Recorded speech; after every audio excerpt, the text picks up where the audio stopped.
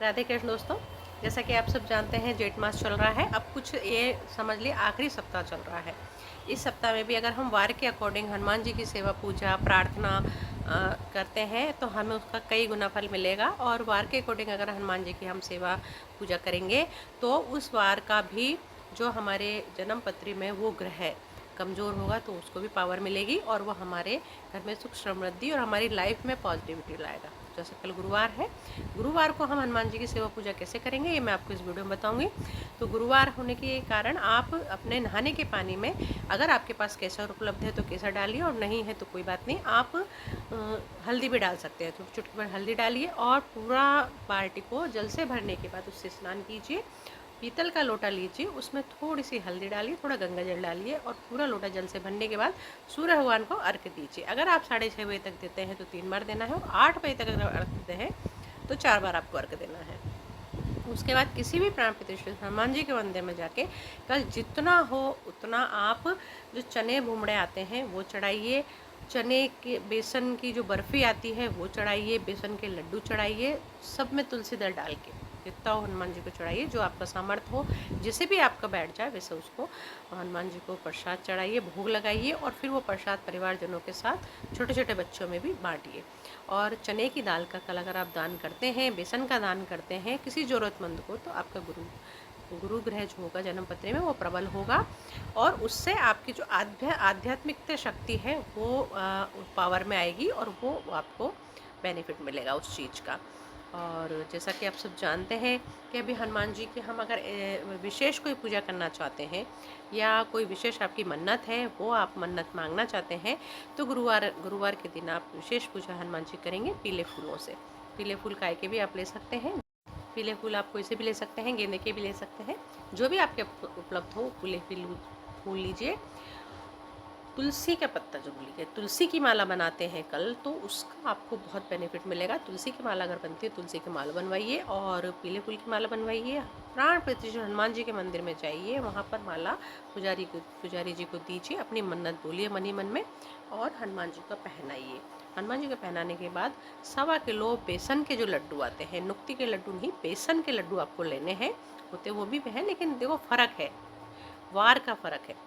गुरुवार है, बेसन के लड्डू आप लीजिए, उसमें तुलसी जल डालिए और हनुमान जी के 2 लड्डू का भोग लगा के बाकी 1 लड्डू घर पे लेके आइए। पूरे परिवारजनों को बांटिए और जितने भी लड्डू हैं वो 9 वर्ष से कम बच्चों को बांटने। 1 डेढ़ घंटे तक आपको चमेली के तेल का दीपक हनुमान जी के लगाना है, अपनी मन्नत बोलनी है, जितना हो उतनी। हनुमान चालीसा मिनिमम 3, 5, 11 और संकट मोचन 3, 5, 11 आपको करने हैं और अपने मनोकामना बोलिए। देखिए आपके सारे संकट कैसे दूर होते हैं, गुरु ग्रह कितना प्रबल होता है, आध्यात्मिकता जो आपके अंदर है वो कितनी पावर में आती है, ये आप खुद अनुभव करेंगे इस चीज़ का। बहुत छोटे छोटे कारगर उपाय हैं। और रही नक्षत्र की बात तो हस्त नक्षत्र है। हस्त नक्षत्र में है वो रीठा का जो पेड़ होता है, रीठा का पेड़ अगर आपके आसपास हो तो उसे प्रणाम करिए और अगर नहीं है तो कोई बात नहीं, आप मन में सोच के भी रीठा के पेड़ को प्रणाम कर सकते हैं। लेकिन गुरुवार है तो गुरुवार की वजह से आप बड़ के पेड़ को, पीपल के पेड़ को, अशोक के पेड़ को, जितने भी आपके आसपास पेड़ हैं, नीम के पेड़ को, सब पेड़ों को आप प्रणाम कर सकते हैं, जल दे सकते हैं। पशु पक्षियों के लिए जल की व्यवस्था करिए और वहाँ पर खास तौर से पीपल के पेड़ पे आपको चींटियों के लिए आटा, शक्कर, घी का बुरादा जरूर डालना चाहिए। उससे भी आप अपने रुके हुए कार्य कैसे पूरे होते हैं ये आप खुद अनुभव करेंगे। धन संबंधी समस्या भी जो आपकी होंगी वो भी खत्म होंगी। ये बहुत छोटे छोटे कारगर उपाय हैं वार के अकॉर्डिंग।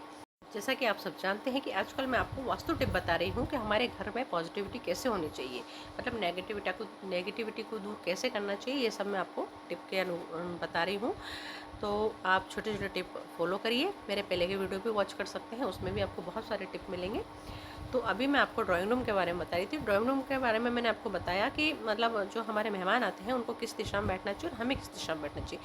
अब मैं आपको बताती हूँ कि ड्राइंग रूम में भी जो आपका ड्राइंग रूम है, बाहर का जो ड्राइंग रूम है उसमें जो आपका ईशान कोण है, ड्राइंग रूम के अंदर ईशान कोण, मतलब मकान के अंदर तो होता ही है लेकिन ड्राइंग रूम के अंदर जो ईशान कोण है उस ईशान कोण पे आप हो सके तो एक जो वहाँ की जो दीवार है वहाँ पर आप एक कलश का चित्र लगा दीजिए। जो कलश आता है जिसपे मतलब चित्र तो बहुत सारे होते हैं, तस्वीर होती है, कलश के ऊपर जैसे पत्तों वाला जो चित्र होता है वो आप लगा दीजिए और फिर देखिए कि आपके ड्राइंग रूम की पॉजिटिविटी कितनी पावर में आती है। ये आप 45 दिन में खुद अनुभव करेंगे। बहुत छोटे-छोटे कारगर उपाय हैं, करके देखिए। और अगर मान लो संभव हो सके वहाँ पर जगह है तो आप वहाँ पर राधा कृष्ण की तस्वीर भी लगा सकते हैं, तो भी आपके घर में पॉजिटिविटी का बहुत ज़्यादा पॉजिटिविटी आपके ड्राइंग रूम में होगी और वहाँ बैठकर आपको सुकून महसूस होगा। करके देखिए, बहुत छोटे-छोटे कारगर उपाय हैं।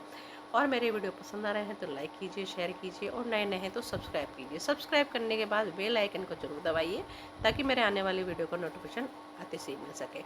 निर्जला 11 आ रही है, बड़ी 11 से। निर्जला 11 पे हम छोटा सा उपाय करके बड़ा बेनिफिट कैसे कमा सकते हैं, ये मैं आपको नेक्स्ट वीडियो में बताऊंगी। धन्यवाद।